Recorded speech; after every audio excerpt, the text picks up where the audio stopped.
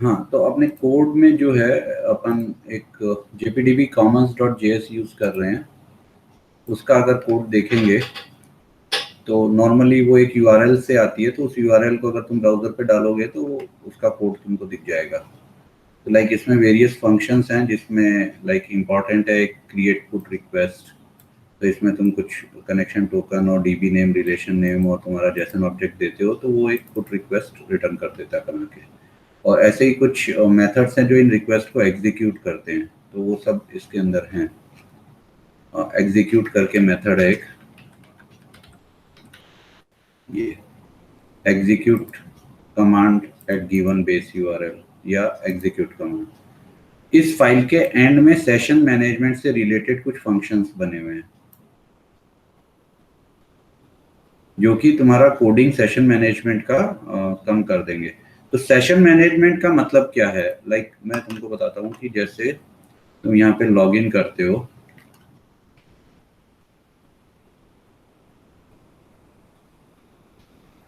एक बार मैं इसको क्लियर कर देता हूँ। अभी यहाँ पे लोकल स्टोरेज पे कुछ भी नहीं है, ठीक है। अब मैं यहाँ से जब लॉग इन कर रहा हूँ,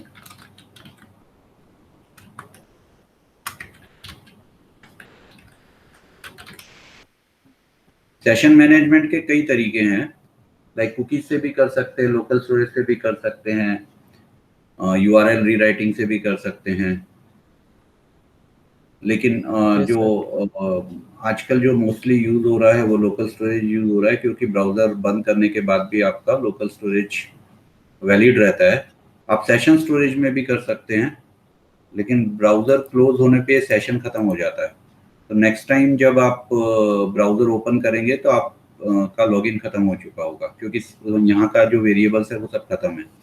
लेकिन आप चाहते हैं कि across like browser instances, like एक बार क्लोज किया फिर चालू किया और आपका लॉग्ड इन ही रहना चाहिए, तो लोकल स्टोरेज जो है वो प्रिफरेबल रहता है।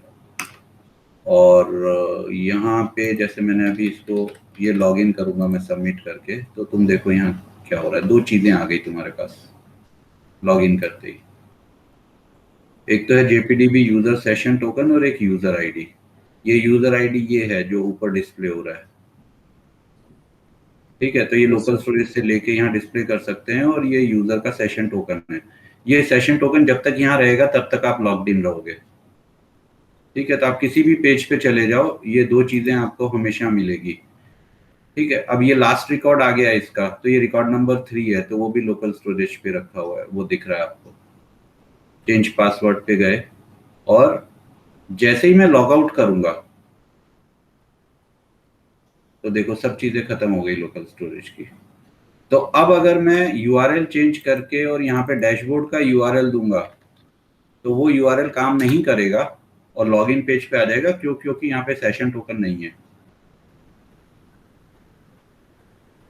Yes sir. ठीक है।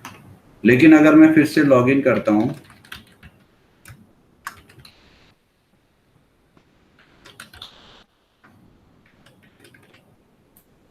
तो ये देखेंगे अपन की लाइक ये दोनों चीजें फिर से आ गई, लेकिन इस बार टोकन डिफरेंट होगा। हर लॉगिन पे एक डिफरेंट टोकन सर्वर से आता है, ठीक है। जो यूजर लॉगिन करता है उसका ईमेल एड्रेस आ जाता है। तो ये चीज अगर एक सेकेंड कोड में देखेंगे तो कैसे चल रही है, लाइक डेटाबेस में कैसे चल रही है।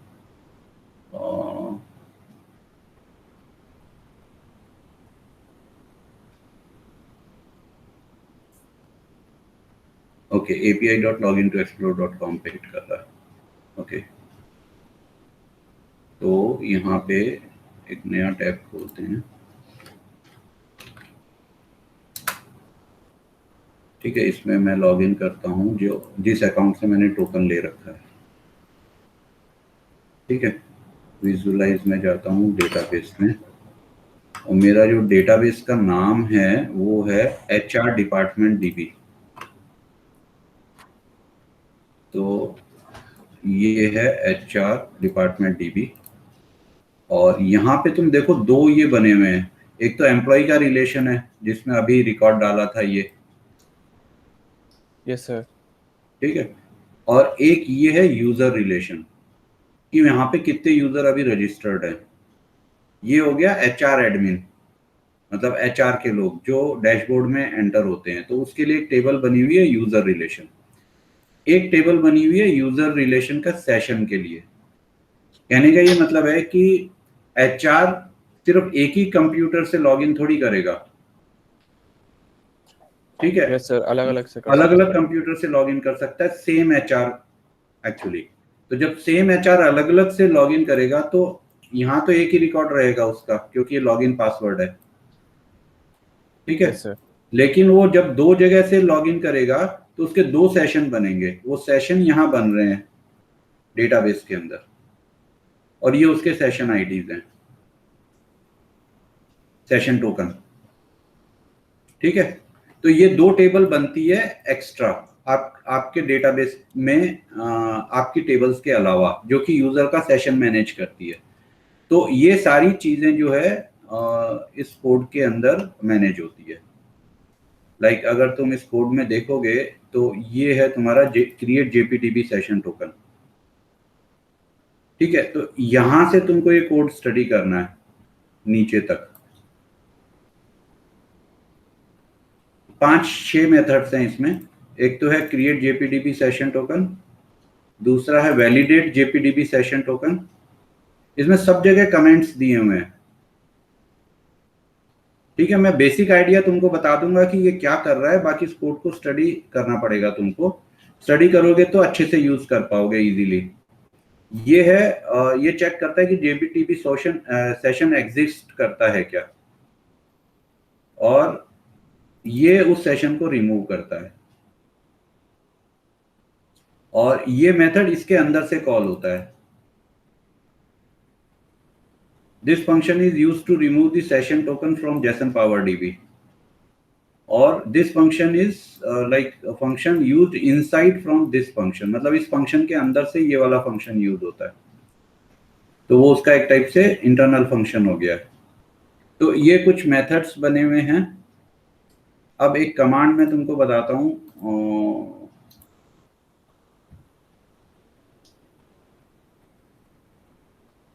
जो सेशन टोकन के लिए यूज होती है, सर्वरलेस कमांड है। तो जब तुम ये कमांड्स देखोगे तो यहाँ पे तुमको ये मिलेगी सर्वरलेस एपीआई। सर्वरलेस एपीआई का पर्पज ये है कि नॉर्मली इन चीज़ों के लिए ना आपको पीएचपी, जावा, डॉटनेट, इन लैंग्वेजेस में मिडिलवेयर इंप्लीमेंट करना पड़ता है, मतलब इन लैंग्वेज को यूज करना पड़ता है मिडिलवेयर पे। मिडिलवेयर का मतलब क्या होता है? तुमने कभी पीएचपी, जावा या डॉटनेट कुछ यूज किया है?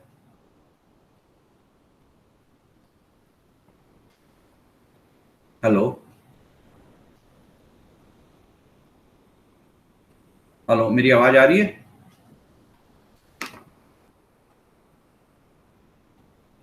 हेलो,